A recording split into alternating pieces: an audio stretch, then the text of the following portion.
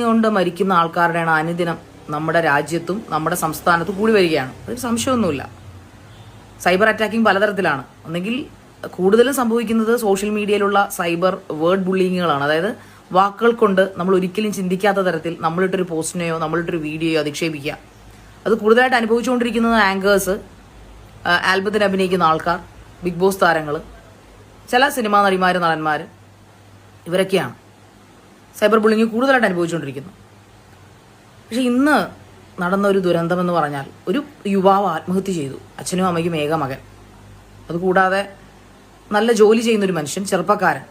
അദ്ദേഹം ബസ്സിൽ യാത്ര ചെയ്യവേ യൂട്യൂബ് ബ്ലോഗറും സൈക്കോളജിസ്റ്റുമായ ഒരു സ്ത്രീ ആ വീഡിയോ എടുത്ത് ഇൻസ്റ്റയിലും സോഷ്യൽ മീഡിയയിലും ഒക്കെ ഇട്ട് വ്യാപകമായി വൈറലാക്കുകയും അതിൻ്റെ പേരിൽ മറന്നത് ഇത് 24 മണിക്കൂർ തികയുന്നതിന് മുമ്പ് ആ പയ്യൻ ഈ ലോകത്തുനിന്ന് പോയി.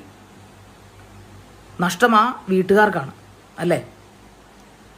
ഒരു പെൺകുട്ടി അല്ലെങ്കിൽ ഒരു സ്ത്രീ, ഒരു യുവതി എന്ന നിലയിൽ ഞാൻ പറയട്ടെ, നമ്മളൊക്കെ കോളേജിൽ പഠിക്കുന്ന കാലത്ത് നമുക്കൊക്കെ പലതരത്തിലുള്ള ഞരമ്പന്മാരുടെ കയ്യിൽ നിന്ന് ആക്രമണം നേരിട്ടിട്ടുണ്ട്.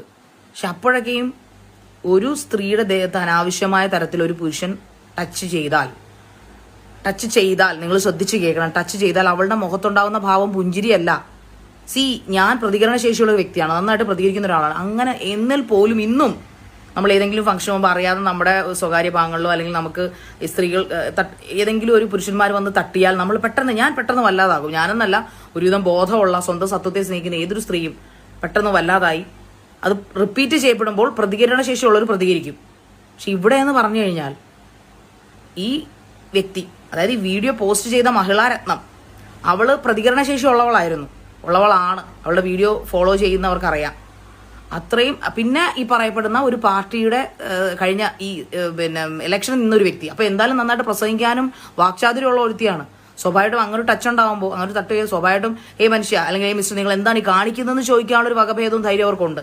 അത് ചെയ്യാതെ പല ആംഗിളിൽ നിന്നുകൊണ്ട് അതായത് പുഞ്ചിരി തൂക്കിക്കൊണ്ട് ഒരു ഈ പറയപ്പെടുന്ന സെൽഫി റീലെടുത്ത് ഇടണമെങ്കിൽ അവളിത് പർപ്പസ്ഫുള്ളി ചെയ്തതല്ലേ? അവൾ ചെയ്തുകൊണ്ട് എന്ത് പ്രയോജനമാണ് അവൾക്ക് കിട്ടിയത്?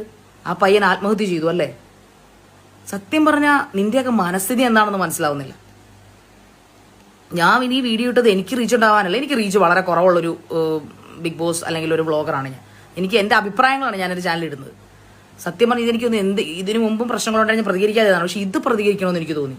ഇനിയും എത്ര ആൾക്കാരെ കൊല്ലാനാണ് വ്ളോഗർമാരെ നിങ്ങളിങ്ങനെ തുടങ്ങിയിരിക്കുന്നത്?